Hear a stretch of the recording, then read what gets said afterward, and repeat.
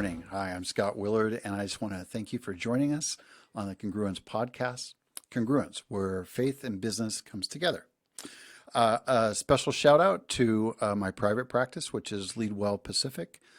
With Leadwell, I work with business leaders and others that want to find congruence in their life. They want to take all those different divergent parts of their life and get them in a space where they have flow and where they make change happen and transformation. I also work with businesses that want to bring life to the culture of their organization. That for one reason or another, they've struggled with that, and they've seen lots of turnover, and they've found leadership sucking the lifeblood out of their employees. And really, one of my specialties is breathing life into organizations with kind of this crazy belief that when you breathe life into an organization, it flows over to the customers and the community that you serve. And that's just kind of like a philosophical thing that I have. And it works for me, and it works for most of the organizations I work with. So if that sounds like something you'd be interested in, then I hope that you will look at the information that's trailing at the bottom of the screen and reach out to me. I'd be happy to talk with you. I'm really excited today. I've got Peach McDowell with me this morning, and we have spent the last several months meeting pretty much every Friday with the Pierce County Homeless Coalition. And that's what I know it by. I'm sure they have lots of other names because the group has been together forever. But that's what I know it as. Peach really grabbed my attention because she is so good about representing the clubhouse model. And very few people know this about me, but my earliest job in behavioral health was working in what's called a clubhouse or a fountain house club model. And that particular model comes out of New York and is a model that is a partnership between mental health organizations and consumer groups in the community. And you partner together for what social services might be provided at that location. And so my very first boss, if you will, in behavioral health was a recovering schizophrenic and alcoholic. And Gary taught me more about mental illness than my undergrad and probably about 150 or more hours of continuing education. Gary taught me all kinds of things. And the first and most important thing he taught me is it's not illegal to be mentally ill. It's pretty much okay. And Gary was a blast, and I love him. And I talked to him just a year or so ago, actually. He's still working and is the ombudsman at one of the Oregon State hospitals.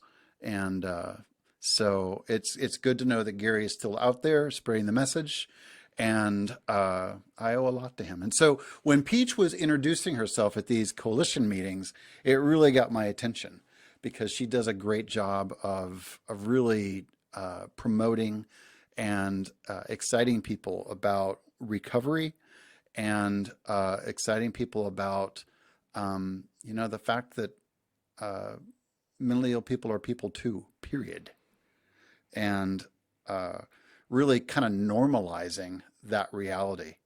And I don't know why that's so hard for us. I mean, we had Oprah for like close to a decade talking about how real depression is and how common depression is.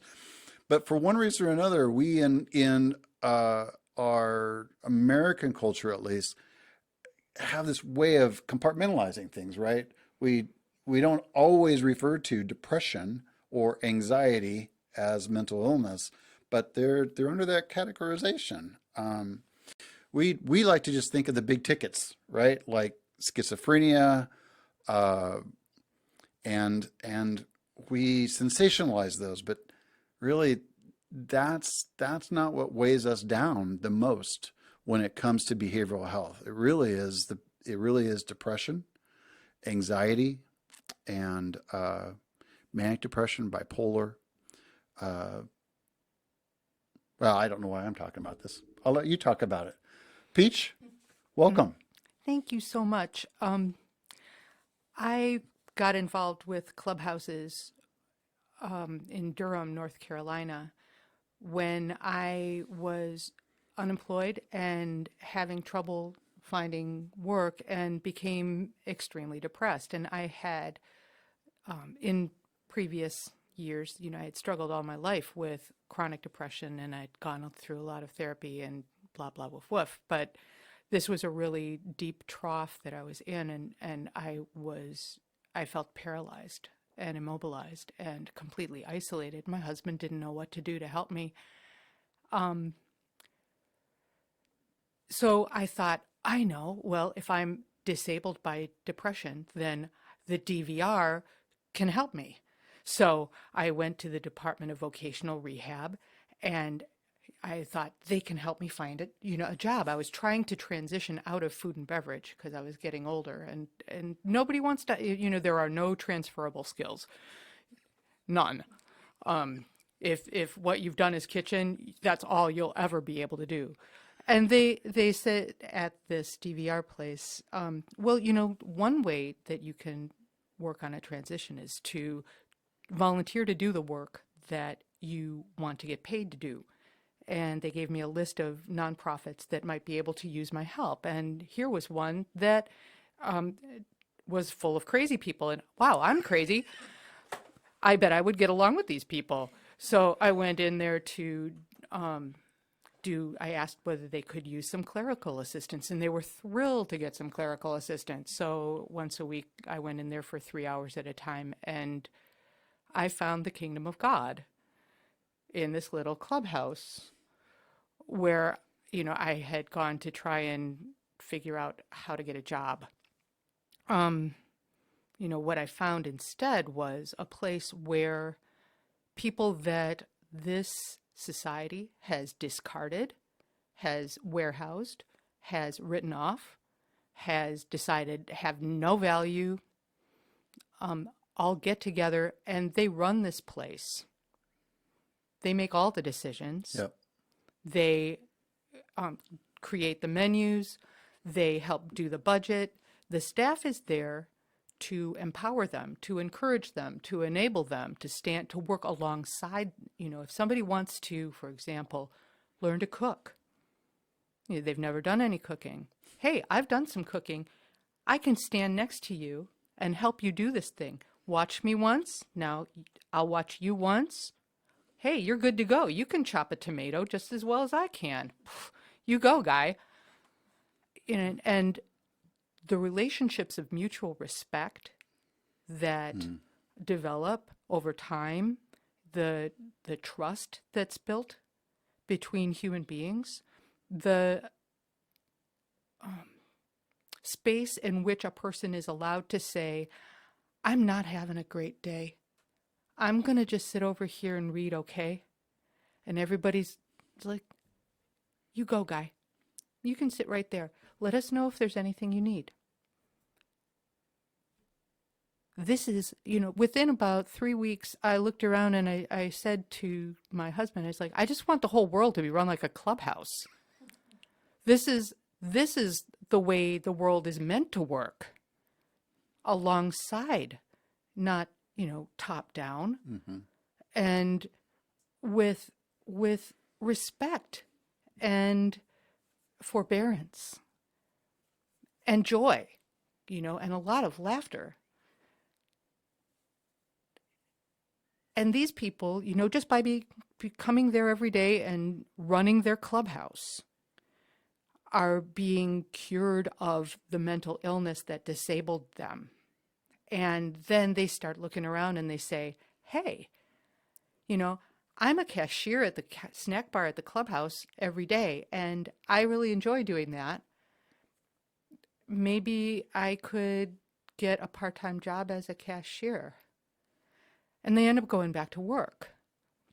And there's processes and ways in the clubhouse for that to happen that are non-threatening, and failure is okay. You get another chance. it's it's the way we really wish that everything was, which I find a gorgeous and ironic, holy joke.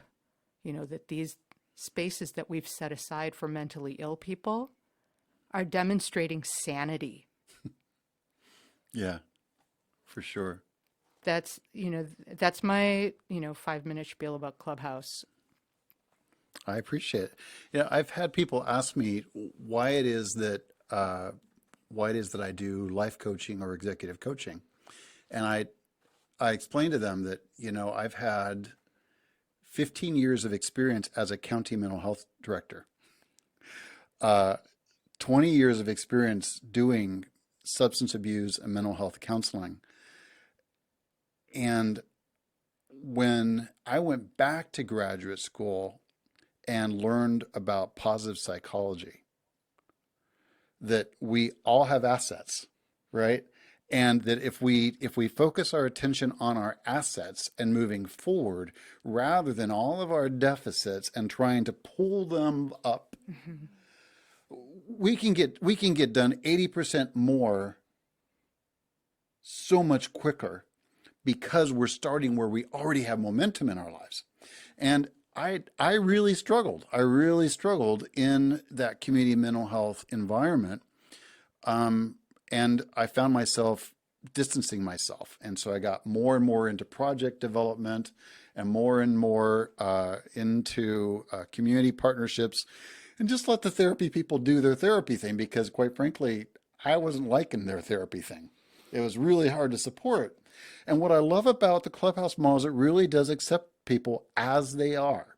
It doesn't start with this, oh, so you're damaged and therefore you're broke for the rest of your life mentality that we oftentimes find in professional medical environments. It's Well, not that's normal. You've got a diagnosis. right. Now we know how to treat you. We have a book that tells us. Right. Well, and one thing that's great in a clubhouse is that it's all about, well, what can you do? What would you like to do? There's a lot of tasks that need to happen to run the clubhouse every day. And at the beginning of the day, everybody gets together and they volunteer to do the tasks that they want to do. Not everybody needs to be a good cook. Not everybody needs to be a good dishwasher. Not everybody needs to be great or needs to clean the toilets every day. But some people really enjoy to do one thing or another. And some people really have a desire to learn to do one thing or another. And a clubhouse is a space where it's about a person's personal choices, about their goals Hmm. and their talents, and not about the things that people have told them they're not good at. There was one of my favorite members. We don't use people's names because HIPAA, but I will call him D. D is a blind guy who suffers from bipolar disorder and schizophrenia. He's black. Okay. Now, there's a lot of guys who would consider that to be enough deficits to just sit down, right? And give up. But D was there every day.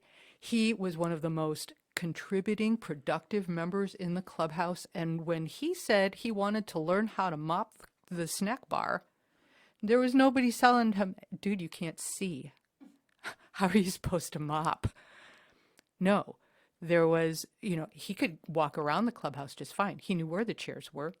He knew where everything was in that snack bar.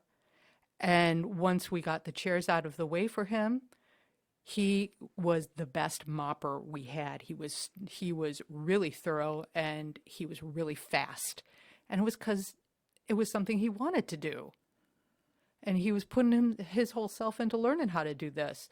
And when people are given a chance that way, they will shine. If all you're going to do is shine a focus on where people's growth edges are, where they're, where they move out of their comfort zone,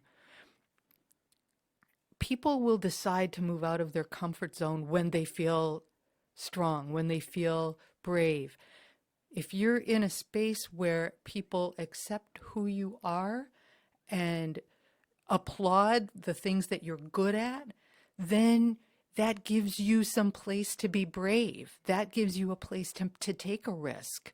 But, don't ask me to go into a therapeutic situation and sit around with a bunch of people and spill my junk. That's not happening at a clubhouse. No, it's not. No. And lest people get the wrong impression, the term clubhouse, I I don't know exactly why that particular term has stuck, but just to give Do you want our to know? our listeners just a little bit of a glimpse that the model that I grew up in, uh, I mean, they owned businesses. They Hmm. had cleaning businesses. They had construction businesses. They had rental agencies. They had staffing agencies for people to get employment. I mean, it wasn't just like a place to go hang out. No. It was so much bigger than that.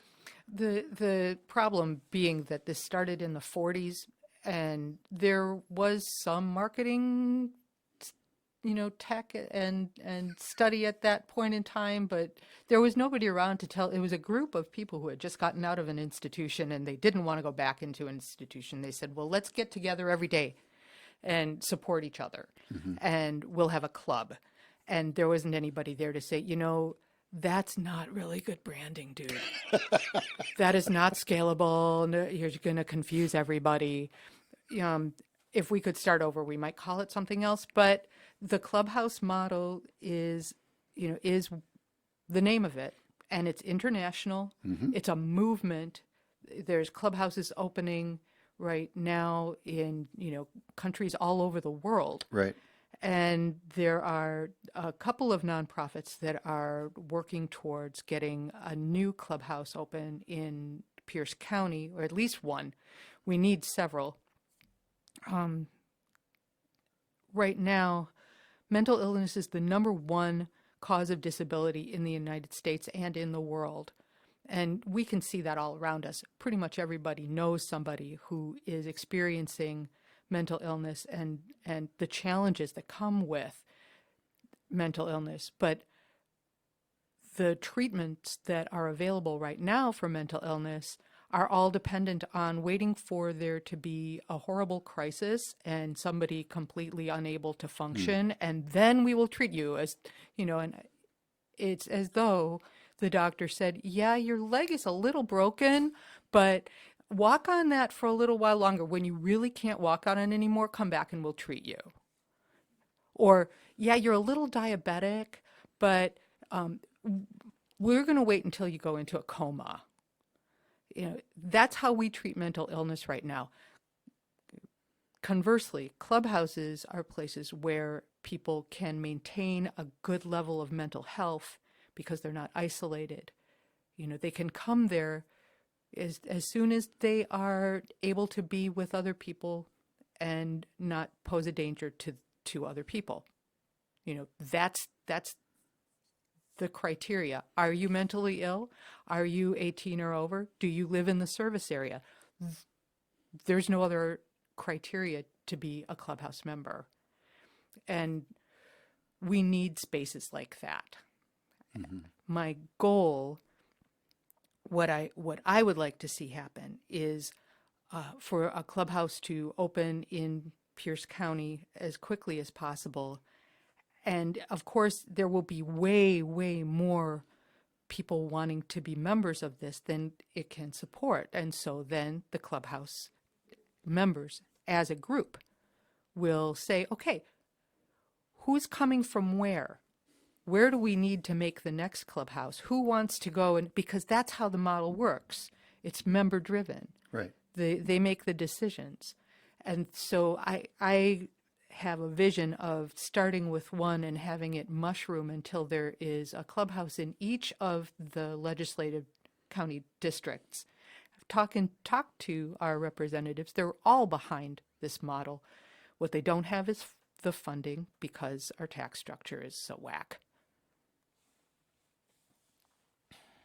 That's simple. That's true.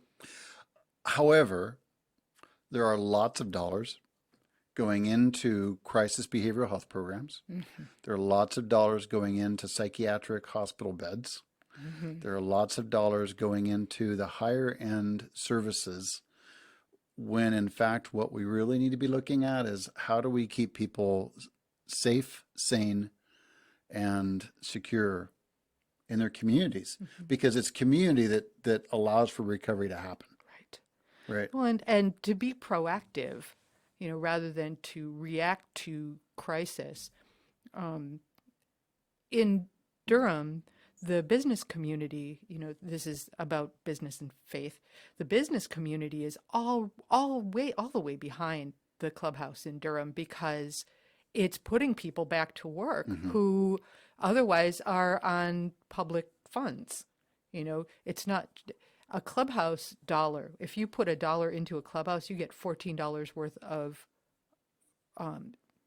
social benefit back in terms of, less money needed for crisis services to homelessness, medical bills that you have to pay for people who aren't able to work. And we've already seen what it looks like when we abandon all those people. It's not working. It's not working for anybody. And we can do better as a community and as a county and as a state. And I know that our state legislatures has allocated funds. It's just a question of getting the community support and awareness, so that we can get this off the ground. And that's why I'm here. I really appreciate you letting me talk about this. I'm happy that you're here. And with Medicaid, we know that about 80% of the Medicaid spend is resultant from 20% of the Medicaid population, and multiple emergency room visits. And when you really dig down deep, what you see are substance abuse issues, mental health issues, and chronic health, that trifecta of all three. And it's just never made sense to me. If we know this to be the case, why aren't we investing more in services that allow for us to normalize, right? If we normalized mental illness, we accepted it at the same level that we accept physical illness. You mentioned diabetes, right? Diabetes, heart disease. Oh, so you have heart disease. Okay. You have diabetes. Okay. So you medicate that. You take care of that. You take care of your health. You monitor that. You take care of it. Wow. And guess what? People with depression do the same thing. Right. People with major anxiety do the same thing. People with bipolar do the same thing. People with schizophrenia do the same thing. And what we know is that if you can catch a person during their first break and normalize the experience, get them safe, secure housing, get them work, get them back to meaning and purpose, and get them back and integrated into their community as soon as possible after their first break. What you have done is reduce 80% of the social service spend on that individual over the span of their life. There's a lot of information on the Clubhouse International website. I would encourage anybody who's listening to this who wants to learn more to go just Google or DuckDuckGo Clubhouse International. Clubhouse International. I was going to ask you, so we don't have a clubhouse here in Pierce County currently. We did. There was a Rose House for quite some time, and then when the real estate bubble burst and the housing values dropped precipitously, they had to make cuts, and the cuts came out of all the most vulnerable populations, and Rose House closed. And the members needed to find other places to be, which is really hard when you don't have the means to get your transportation together and go to the clubhouse in Bellevue. So let's play a big game here, okay? Let's play the what if game. A huge game. What if I had a piece of property that I wanted to donate for a clubhouse? Mm-hmm. Let's say I had a house that I wanted to donate because I heard this and it hit something deep inside of me, and I wanted to donate that so that it could be used for this purpose. Awesome. Either physically for a clubhouse or so that it could be sold and monetize, capitalize a clubhouse. Mm-hmm. Is there anyone that I could reach out to that could be able to direct me in a direction that would be helpful to actually make that happen? Currently, the nonprofit that has the contract to open a clubhouse in Tacoma is Progress House Association. So I would contact the people at Progress House Association and let them know that you want to donate funds or a house, as long as it's on a bus line. Has to be on a bus line to be a clubhouse. But that's where you'd want to go with it. At Okay. this point in time, there may be other nonprofits that start to work towards opening clubhouses. I know MDC is thinking along those lines, but they already have a property in mind as far as what I know. Progress House does. No, Or Metropolitan Development Council. Metropolitan Development Council is looking at the possibility and studying the possibility. Progress House is a little further along with their studies, and they have a grant from the state to open a clubhouse. So if we keep playing our game, if I pick up the phone and I call Pam over at Metropolitan Development Council, say, Pam, I know that you're running a great shop over there at Metropolitan Development Council. I heard this show talking about clubhouse models. I think it's a great idea, and I heard there's a possibility you guys might be thinking about it.